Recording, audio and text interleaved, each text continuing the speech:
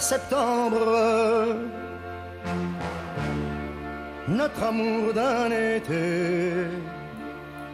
C'est à Marseille, Henri-Jean, qu'on rend hommage à Charles Aznavour, avec une exposition unique en son genre, et la toute première. Hein. Bien sûr. Alors, les Aznavourophiles sont aux anges, qu'on dit au comble du bonheur, pour deux raisons. Sort le seul film d'Aznavour qui n'était pas édité en DVD, Paris au mois d'août. C'est dans le fait qu'il est vendeur à la Samaritaine, il a fait faire une ligne du dialogue, je ressemble à Charles Aznavour. Et deuxième raison, une exposition consacrée à Aznavour, la première, dans sa région, juste à Marseille, au château de la Busine, juste, vous savez, il avait une maison à Mouriès. Et ce qu'il y a d'émouvant dans cette exposition, c'est qu'elle a été en partie faite par Valérie Fédélé, la directrice du château, mais par les enfants d'Aznavour. Aznavour a eu 6 enfants avec 3 épouses différentes, et ce sont ces 2 derniers fils qui ont sorti les photos, qui ont apporté, en partie, Nicolas et Micha, qu'on va voir, ils ont pris ils ont raflé, ils ont pris les objets qui étaient rassemblé les objets qui étaient sur le bureau de leur père. Les photos, comme ça se feuillette comme un album de famille de la photo Aznavour. Ils ont mis les objets. Alors, c'est pas l'exposition la plus mirifique qui puisse exister, bien évidemment, mais c'est l'exposition la plus sentimentale, la plus proche de la maison d'Aznavour. La maison d'Aznavour, elle a 30 km, même pas. Et c'est là que tout a été rassemblé par ses enfants. Ça la rend émouvante, ça la rend vraiment très, très attachante. Alors, je vous invite à aller voir là-bas. Et vous savez, c'est le château de Marcel Pagnol, qui était grand copain d'Aznavour, et Marcel Pagnol qui a dédicacé son bouquin « Le château de ma mère » à Aznavour. Les anges dans nos campagnes ont entonné l'hymne des cieux. L'exposition est née du désir du château de la Busine et de Valérie Fédélé. Mon père l'avait rencontrée sur très belle exposition qu'elle a faite sur Jean-Paul Belmondo. Jean-Paul Belmondo avait demandé à mon père de venir l'accompagner pour voir cette expo. Et puis, il y a quelques mois, en fin de compte, Valérie Fédélé était déjà en discussion avec mon père. Bon, ça s'est un peu accéléré avec la mort de mon père. Moi, j'ai été beaucoup en rapport avec Valérie après ça pour choisir toutes les photos. On a vraiment l'impression de rentrer chez lui et de vraiment ouvrir un album photo. Ça, je trouve que Valérie et son équipe, ils ont vraiment bien travaillé avec ça.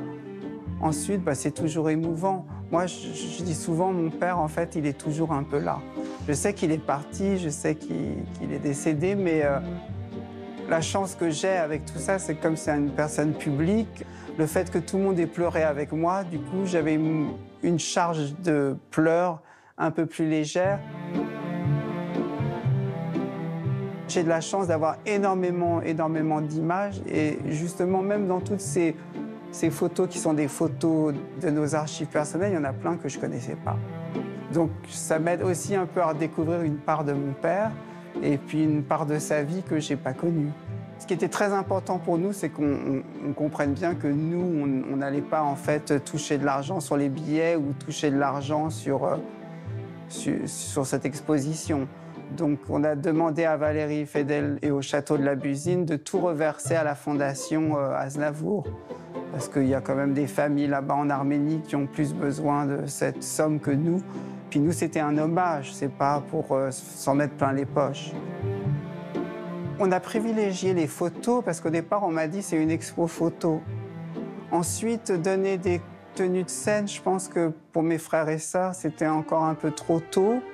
Et puis, c'était beaucoup d'émotions. C'est pour ça qu'on n'avait pas envie de mettre beaucoup d'objets. Après, on a quand même compris qu'il y avait quand même un intérêt, voir des photos. Les gens, avec mon père qui était un personnage public, la plupart des photos, ils les ont vues dans les journaux au décès.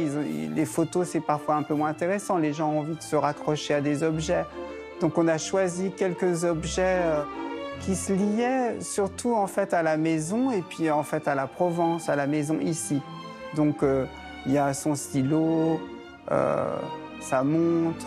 Ça, c'est les choses peut-être un peu plus universelles, mais sinon, la part des choses sont des choses qui se rapportent aussi à la maison et à la Provence.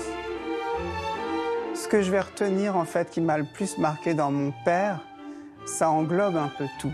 Autant le chanteur que l'acteur, que l'écrivain, je dirais, c'est le vagabond. Et c'est toujours avoir envie de bouger, de voyager. Tout n'allait pas assez, tout était pas assez rapide pour lui. En fait, il n'a pas juste été au milieu de ce monde, il l'a vraiment regardé, analysé avec ses yeux et avec son cœur. Je pense que c'est ça que je retiens, le vagabond. Alors, l'exposition Aznavour au château de la Busine à Marseille jusqu'au 10 octobre.